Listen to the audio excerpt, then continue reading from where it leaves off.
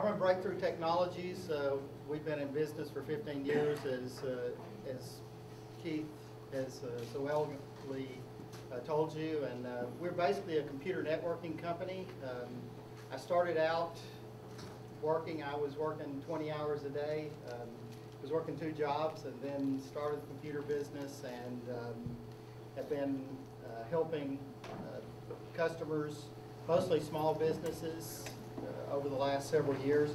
And the thing that I'm going to talk to you today about is actually managed services, which is a fairly new phenomenon, but it's the place that everything is going.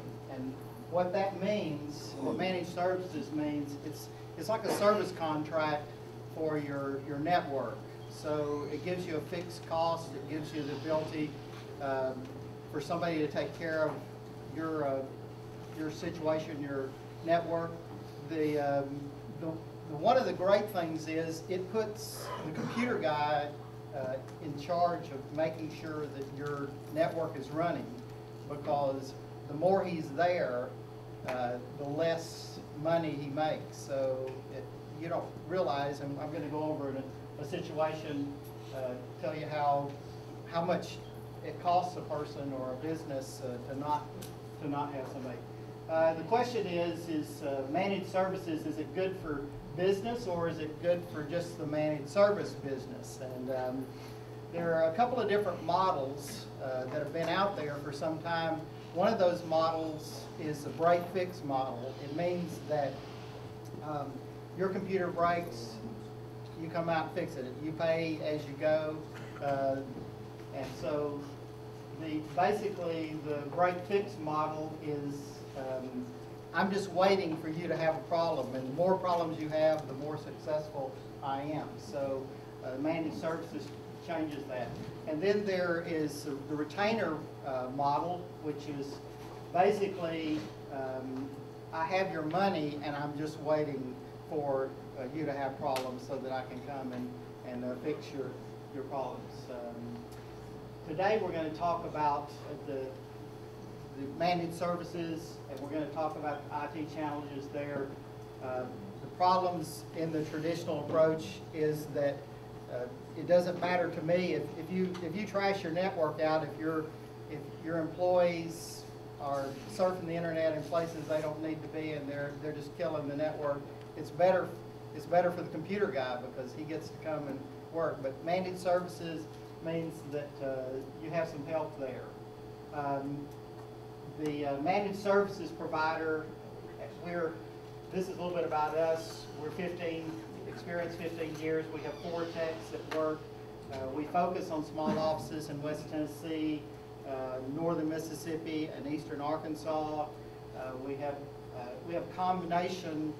We take care of people in different ways. We have some people who are break-fix. In fact, Game Day Baseball is one of our customers. I think we don't come and help them very much, so they could be with somebody else and not know it, because sometimes it's 3 or 6 or 8 months before somebody calls us. They call us when they can't do what they need to do.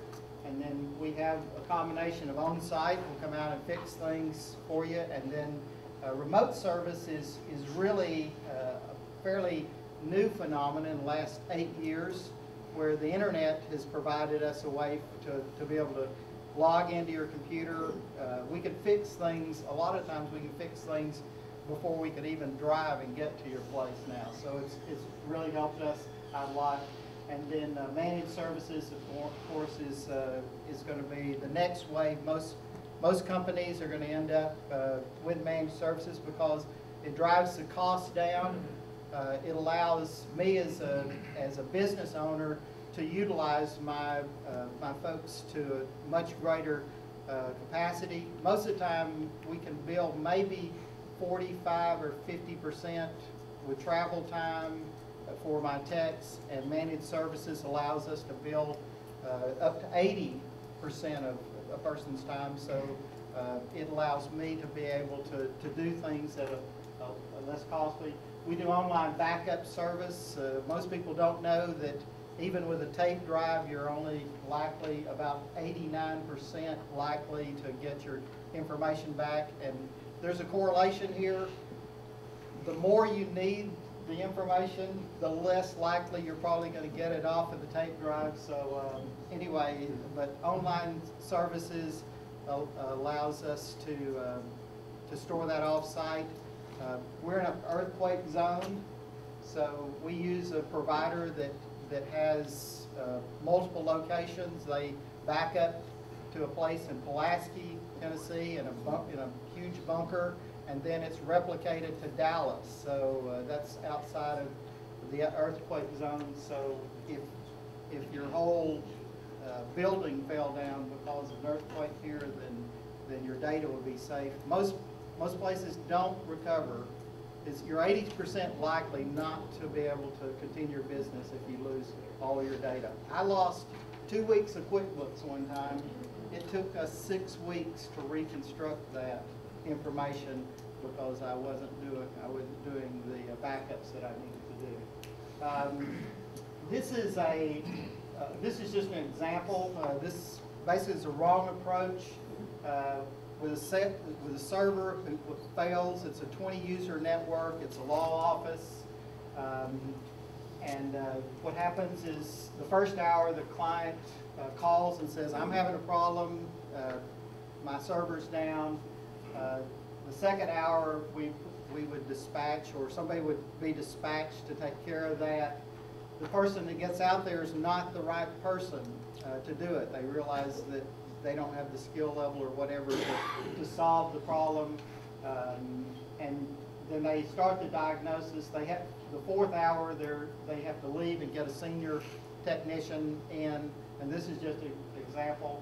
And then it takes 2 hours for the senior technician to solve the problem, which means it took 7 hours for them to resolve that problem. This is basically when you're on a managed service, you end up with it's like a digital footprint there. There's something that's monitoring your network. A lot of times we know when there's a problem before the person sitting at the computer knows that there's a problem. So we can take care of that. In this situation, the client reports instant. We already knew about it. The technician diagnoses the issue, and then they automatically know it's going to take somebody with the right skill set. That person gets out there. The problem's solved in 4 hours. So the first time, even though it looks like you're paying more on the front end, actually you end up paying less because when you have the 7 hours of time that should have been billed, then the downtime in productivity and law office, they need to be getting their information out there doing work. So you go from $4,200, it costs them $2,400. So monitoring allows us to see stuff going on. We can see things on your network. We had one example of a situation. Every afternoon this network would fail, and we finally found out that there were 5 people who were streaming the radio station, and in the afternoon, all 5 would get on the radio station, be streaming at different radio stations, and they would just crash out their network. It was too much. It overwhelmed. So you get a higher level of customer service, and I can identify problems. In fact, a hard drive on a laptop usually just dies, no warning. On a desktop, usually you'll have warnings for 6 weeks before your desktop dies. So a lot of times we'll know that there's a problem and fix that long before you lose all your information on your hard drive. Okay. All right, thank you, Steve. Anybody have any questions for Steve?